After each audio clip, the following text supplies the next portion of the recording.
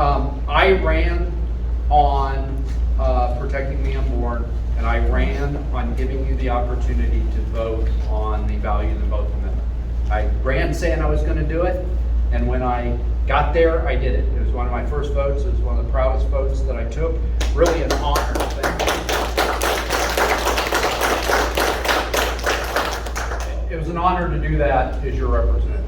I want to talk about it really quick because it's happening right now, okay? They tried to do it 2 years ago. They didn't have the votes. 4 Republicans voted against it. Those Republicans didn't come back, and those 4 were replaced, and then we got 2 more Republicans, and we all voted for it. Not one Democrat voted for it, but all the Republicans voted for it. So the constitutional amendment that's on the ballot, it's on the ballot August 2nd. Early voting starts tomorrow, by the way. You can go to the county courthouse between 8 a.m. and 5 p.m., or you can go to your polling place on election day, 7 a.m. to 7 p.m. But what's on the ballot reverses a Kansas Supreme Court decision from April 2019. In April 2019, the Kansas Supreme Court was hearing a case on dismemberment abortion. The technical term, I think, is dilation and evacuation, but it's a dismemberment abortion.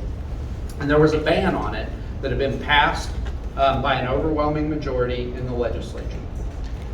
The Kansas Supreme Court, in hearing that case, decided that in the clause of the Kansas Constitution that was written in 1859, where it says that you have the inalienable rights to life, liberty, and the pursuit of happiness, that means there's an inalienable right to an abortion. That's what they decided.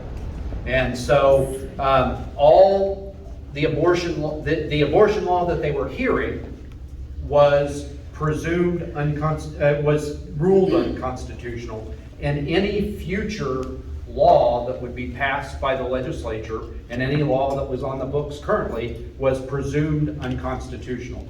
I'm not going to bore you with the legalese, but they set a higher standard than even the Roe v. Wade standard for a law on abortion. The Roe v. Wade standard was undue burden.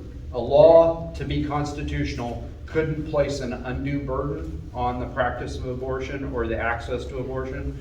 The Kansas Supreme Court established a higher standard called strict scrutiny. And what it means in fact is that in practice, there's really no law that you can pass or enforce for abortion clinics and for the abortion industry. Last year, a Kansas court, using the precedent of that Kansas Supreme Court decision, overturned a law that required inspections of abortion clinics for safety and cleanliness. So if a safety and cleanliness law is not going to survive strict scrutiny, you know that your teenager having to tell you before they have an abortion is not going to pass the strict scrutiny. There's a lot of, you guys have all seen the signs, stop the ban, vote no. This doesn't ban abortion. Abortion was legal in April 2019. And if we all vote for this constitutional amendment, abortion will be legal. Just all of those regulations that are on the books right now, there's 23 of them that haven't been overturned, will be enforceable again.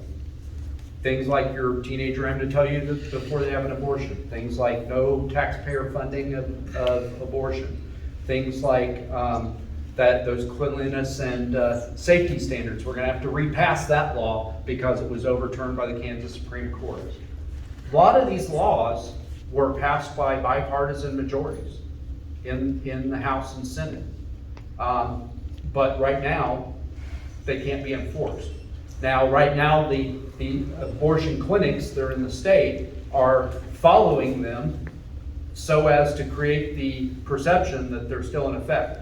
But as soon as this fails, they're going to sue. Just like they sued on cleanliness and safety standards, they're going to start suing on each of these laws to have them stricken from the books. And we're going to be an unlimited abortion state. The only limit will be what the clinic wants to do.